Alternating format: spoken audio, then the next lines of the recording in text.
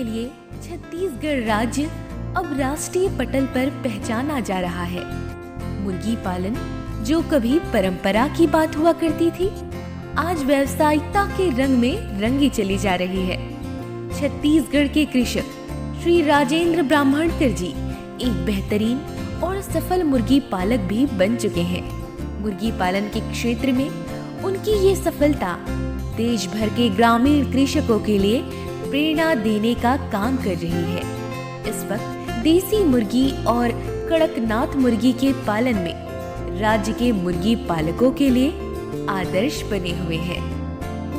घर के पिछवाड़े या बैकयार्ड में मुर्गियों का पाला जाना देसी मुर्गी पालन के लिए परंपरा की बात थी, मगर अब यही काम राजेंद्र ब्राह्मणकर जी ने व्यवस्थित तरीके से करके इसे व्यवसाय का रूप दिया है, जो सीखने जैसी बात है। हमारे राज्य में मुर्गी पालन का काम व्यावसायिक तौर पर किया जाए तो ये एक लाभदायक व्यवसाय के रूप में उभर सकता है, क्योंकि यहाँ का वातावरण या आबोहवा मुर्गी पालन के लिए उपयुक्त है। हमारे राज्य में बहुत से सफल मुर्गी पालक भी इस बात के लिए अच्छे उदाहरण हैं।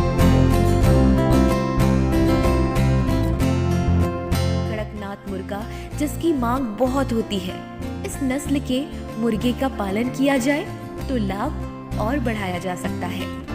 सरगुजा और बस्तर जिले में पाया जाने वाला कड़कनाथ कई मायने में लोगों का पसंदीदा मुर्गा है। इस मुर्गे का पालन भी लगभग किसी अन्य देसी मुर्गे की तर्ज और तरीके से ही की जा सकती है। राजेंद्र ब्राह्मणकर जी की तरह मुर्गी पालन का काम किया जाए तो मुर्गी पालन कभी भी घाटे का व्यवसाय हो ही नहीं सकता, और उनकी ही तरह से सावधानी बरती जाए तो मुर्गियों को लगने वाले इलाज के खर्चे को भी कम किया जा सकता है।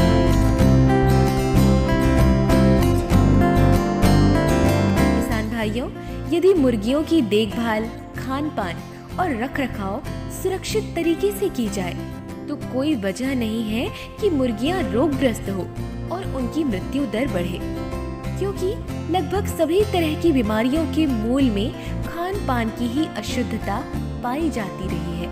एक मुर्गी को उसकी आयु और वजन के आधार पर उसके आसपास का तापमान बनाया जा सकता है। इसके लिए उसके निवास स्थान को हवादार बनाकर रखा जाना चाहिए। मुर्गियों के कक्ष के तापमान और आर्द्रता पर नियंत्रण बनाए रखने की कोई भी विधि अपनाई जा सकती है। अलग अलग वर्ग और वजन की मुर्गियों को पूर्ण विकास के लिए अलग अलग तापमान की आवश्यकता होती है।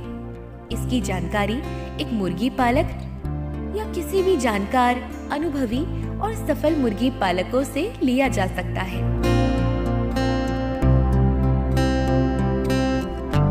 किसान भाइयों, मुर्गियों को सर्वाधिक देखभाल की आवश्यकता तब होती है जब वो चूजा होता है।